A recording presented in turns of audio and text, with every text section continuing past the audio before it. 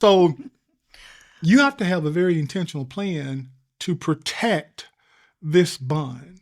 Absolutely. Once again, you said that word, intentional. Let me sum up kind of how we explain to the kids how they fit into the hierarchy, because we saw them being manipulative.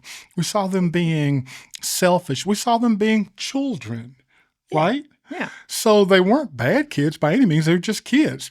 So here's a conversation. Trying to assert themselves as human beings. But they would do things that would undermine, or not intentionally. I mean, I'm talking about it 4, 5, 6, 10, just all the while. They would do things, not like they sit down with some master plan to undermine their mom and dad's relationship, but they would do things that would just test the relationship. So here's how I explain to the kids.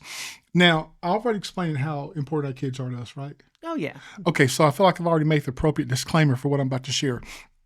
Here's how I explain to our children how they fit into the hierarchy in our house. I sit them down one day, and I was big on family meetings. I'll call a family meeting in a minute, right? Mm-hmm. So I sit down one day, I say, hey guys, let me explain to you how this works here. See, this is me right here. See right here, this is my hands to me. See, this is your mom. Okay, now this is y'all. And like, you can't see my hand probably going all the way down to the floor, but this is us and this is y'all. You'll never ascend to this level. It's always going to be us and then you. Mm-hmm. Now, why don't you like that, Teresa?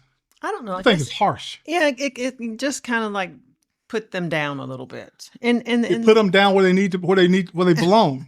They're in the hierarchy of how God has designed things. They are not to usurp this bond. Hey guys, this unit bond. Here's the thing. As the coach of this team, sometimes you gotta be a little harsh. Sometimes you gotta say things that people may not want to hear, but they need to hear. We ought to bring the kids on the show. I wonder how that landed on them. Maybe they've been scarred for life. I wonder how that reality check kind of landed on them, but I was trying to make a point. So children can divert your focus. Mm-hmm. The emotional and physical, they can be totally exhausting. Exactly. It's a full-time job. And to that point, especially in the early years, they are demanding. To that point, Teresa was so kind. So in our 40 years of marriage, the first, those formative years, it was very crucial, in our opinion, for our marriage. I'm not saying this is something everybody should do, but since parenting is so demanding, since it's so time crucial, mm-hmm. we agreed that you were going to be a stay-at-home mom. Yes. So as the children, we started out with twins. Mm-hmm. Then 5 years later, we had child number 3. Then 16 months later, we had child number 4. Mm-hmm. And as I mentioned, we at one point it talked about, hey, we'd love to have 6 children. I already have the names picked out. Yeah. But the pregnancies got so increasingly difficult for you, it just got to be really hard for me to see you go through that time after time. Mm-hmm.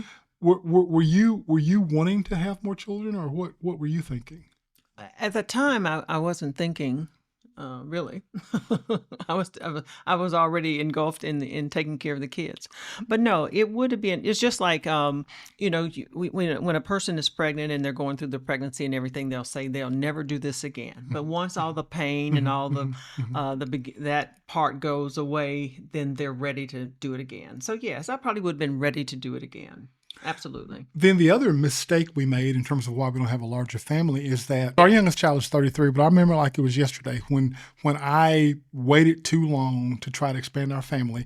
I literally woke up one Sunday morning getting ready for church, and I said to all the kids, hey guys, go get in the van, because if you got 6 of y'all, you ain't driving a Honda Accord. You're driving a full-size van. That's right. So I said, hey guys, go get in the van. We're getting ready for church. I walked to the foyer to go outside. You know what I saw, Teresa? What? Everybody was in the van. Oh, that's right.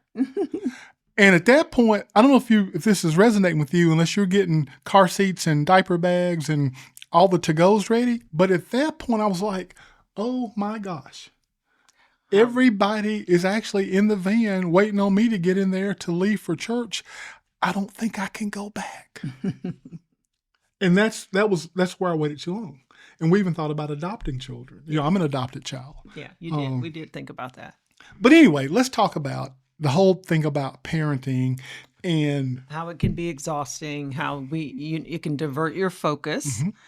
Mm-hmm. But yeah, and then let's look at it as Let's look at from the biblical, kind of a biblical insight here. Okay. Okay.